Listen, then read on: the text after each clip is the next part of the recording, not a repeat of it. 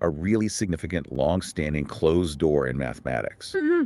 like a fundamental limit, something people thought was just insurmountable for, what, nearly 2 centuries. Yeah, pretty much. This wasn't some vague idea. It was a solid wall in algebra.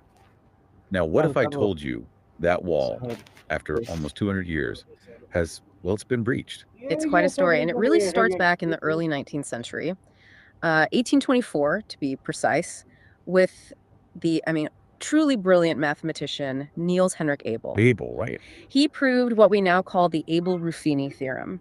And basically, this theorem stated quite definitively that there's no general solution in radicals for polynomial equations of degree 5 or higher. Radicals being things like square roots, cube roots, that sort of thing. Exactly, like you use in the quadratic formula. Abel proved you couldn't make a general formula like that using only those operations for degree 5 and up. And the impact of that was huge, wasn't it? It was seen as like intellectual closure. Absolutely. It effectively said, okay, stop looking for exact formulas here. It's impossible. For 2 centuries, that was the accepted wisdom.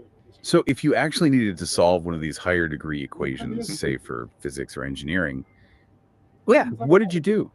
Well, you had to fall back on methods that were less than ideal.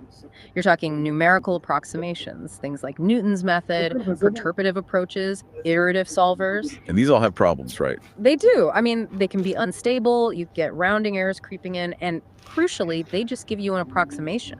They can't give you the true, exact symbolic value. It's like settling for a fuzzy picture when you really need perfect clarity. That's a great analogy, but things have changed quite dramatically. In 2023, Morad Sultan Azuidi introduced a new symbolic theorem. It's now known as the Azuidi's theorem. Okay. And this method has, well, it's quite literally reopened that door that Abel seemed to close. It achieves what people thought was mathematically impossible, Which is delivering exact, symbolic, closed-form solutions for polynomial equations of any degree. any degree. Wow. Okay, so that's our mission for this deep dive then. We want to explore how this actually works. Exactly. We're going to look into Azuidi's theorem, and you've actually brought an example you solving a join? 19th degree polynomial. Oh, That's right. take A your time. concrete example to see it in action. Not just approximating it, but solving it exactly, symbolically, rigorously. And we'll compare it directly with those older methods to see the difference. And for anyone interested, this specific solution we'll discuss is laid out in the 49th volume of the Azuidi series. Great. So let's dig into that historical roadblock a bit more. Abel's theorem, it wasn't just saying it's difficult, it was saying it's fundamentally impossible using radicals. Correct. It fundamentally closed the door on finding those specific types of exact formulas, the ones built from radicals for degrees 5 and higher. It really redirected the focus of mathematicians for generations. And those numerical methods, like Newton's method you mentioned. Yeah. Let's be clear about their limits. They give you a number, sure, but it's always just an estimate. Pretty much. It's an approximation. You can often make it a very good approximation by iterating, but you always have that potential for rounding errors to accumulate. Especially with really high degree polynomials, I imagine. Things get unstable. They certainly can. And crucially, you never get that exact algebraic form. You get a decimal number, maybe to many places, but not the underlying perfect symbolic representation of the root. Okay, so how does Azuidi's theorem get around this? You said it doesn't contradict Abel. It transcends it. What does that mean? Right, that's a key point. It doesn't find a flaw in Abel's proof. Abel was correct within the framework he was considering, which was solutions expressible by radicals. Azuidi's theorem operates in a, let's say, richer symbolic space. A different kind of mathematical language. In a way, yes. Instead of forcing solutions into that radical framework, Azuidi's method uses structured recursions and exponential forms. It taps into the inherent recursive structures within the polynomial itself. Ah. Okay, so it's leveraging the polynomial's own internal logic rather than trying to fit it into a predefined box like radicals. Precisely. His insight was recognizing these deep recursive structures. The method essentially unfolds the polynomial using systematic calculations involving power sums and complex exponentials to reveal its exact roots. It's quite elegant. So it's not finding a magic radical formula, it's using a different toolkit entirely. What are the sort of core mechanics, high level? At its heart, it relies on calculating these special generalized coefficients, often denoted scare, through recursive formulas based on the original polynomial's coefficients. These scalar terms then allow you to reformulate the polynomial, often simplifying it dramatically, and ultimately solve for the roots using techniques that involve complex exponentials. It sounds systematic, like an algorithm almost. It is very systematic. It's a recursive process that meticulously breaks the polynomial down, step by step, preserving exactness all the way. Okay, this really does sound like a paradigm shift. If it works for any degree symbolically, that challenges the whole idea that high-degree polynomials have to rely on numerical guesswork. It does. It suggests that the limitation wasn't in the polynomials themselves, but in the tools we were trying to use. You've mentioned it outperforms classical and AI systems. How so? Well, classical methods hit the wall at degree 5 for general symbolic solutions. Numerical methods have error issues. And AI systems, while powerful pattern finders, often struggle with the guarantees of symbolic exactness, or they might falter when faced with extreme complexity or instability without a guiding theoretical framework like this theorem provides. Izwidi's method is universal because it relies on this fundamental recursive structure, not on finding specific patterns or solvable forms. Let's make that concrete, a direct comparison. Okay, so first, the degree limit. Classical algebraic methods, using radicals, basically stop at degree 4. Numerical methods work for any degree but give approximations. Right. Izwidi's theorem, it handles any degree symbolically, including, as we'll see, n19. Huge difference. Okay, what about the form of the roots? Classical methods give radicals, if neo, or approximations. Izwidi's provides exact symbolic expressions, which naturally include complex exponentials when needed to represent all the roots. Which ties into error handling, I guess. Absolutely. Numerical methods are susceptible to instability and rounding errors. It's inherent. Izwidi's method, being purely symbolic, has zero error. The precision is built in. That's critical for many applications. And generality. Classical radical solutions are limited to very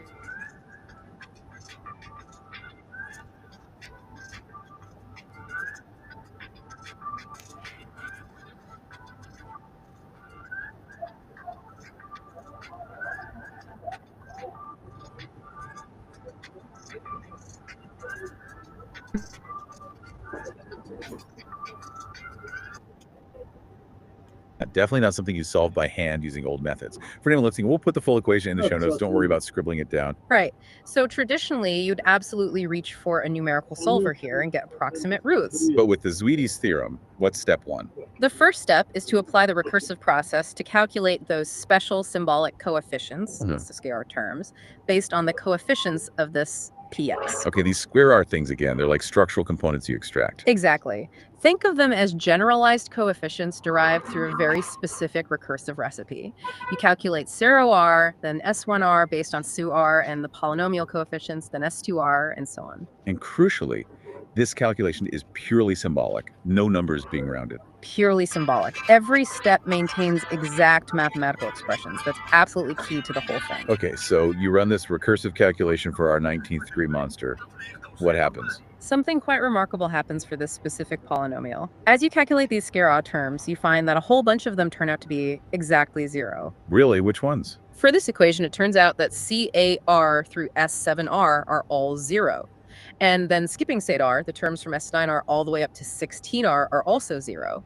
Only SATR and S17R, and implicitly the coefficient of by 19, which is 1R, are non-zero in the transform structure. Wow, okay, so that must simplify things massively. It collapses the structure dramatically. The original sprawling 19th degree equation after this analysis simplifies down to just px equals x by 18 at zr by 9 plus s17r equals 0. Hold on, that looks much simpler. It is. The recursive process uncovered a hidden simplicity within the complexity. So finding the roots from that form, Yeah. well, you can see immediately that x equals 0 must be one root, Yeah. because of the factor x up front. Correct. That's one root found, exactly. Then the rest, we're left with by 18, it's standard by 9 plus S17R equals 0. That looks like, hang on, if you squint, let y equals by 9. Okay. Then it's y2 S8RY plus S17R equals 0. You got it. It's essentially a quadratic equation in the variable by 9. Okay, and we know the values of SATR and S17 are symbolically from the recursive stuff. Yes, we do.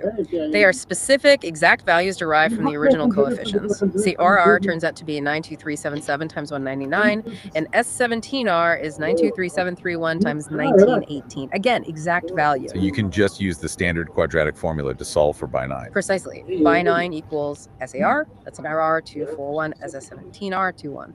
We plug in the symbolic values for SAR and S17R, and we get two exact symbolic expressions for bi9. Which will involve square roots and those powers of 19. Yes, but they are exact. And then the final step is we need x, not bi9. So you take the 9th root. Exactly. You take the 9th root of each of those two symbolic values for bi9. Yep. And taking the 9th root naturally introduces complex exponentials, those EI 2J9 terms, where j goes from 0 to 8. This gives you the remaining 18 roots, 9 for each value of bi9. And each one is an exact symbolic expression. Absolutely. No approximations needed at any stage. It's a complete, systematic, and precise derivation that just bypasses the old limitations. That really demonstrates the power. You're getting these precise solvable roots for an equation that traditionally you just have to approximate and hope for the best. That's the core message. It provides a level of precision and certainty that was previously thought impossible for these kinds of complex polynomials. So let's just sort of recap the significance here. We've journeyed from this long-held belief in a mathematical impossibility, no general formulas for high-degree polynomials, to seeing a method that does deliver exact symbolic roots for any degree. It feels like a really major shift. It truly is. It genuinely marks, I think, a new era in how we approach and understand polynomial equations. The implications are quite profound. And it's not just, a neat trick for mathematicians, right? This has broader relevance. Oh, definitely. Think about any field that relies heavily on mathematical modeling where polynomial equations pop up. Physics, complex system dynamics, engineering, signal processing, even areas of economics or computational biology. Anywhere you need to solve complex equations accurately. Right. Anywhere where settling for an approximation might hide crucial details or lead to cumulative errors. This offers the potential for true fundamental precision where previously we only had estimates. It really makes you think, doesn't it? Yeah. What other closed doors, maybe not just in math, but in science or technology or, I don't know, anywhere, what other long accepted limits might just be waiting for someone to find a new perspective? A different symbolic space, perhaps. Yeah, exactly. Or just a fundamentally new method that allows us to transcend what we thought was impossible and maybe reopen that door for good. It's certainly a provocative thought to end on. Makes you wonder what's next.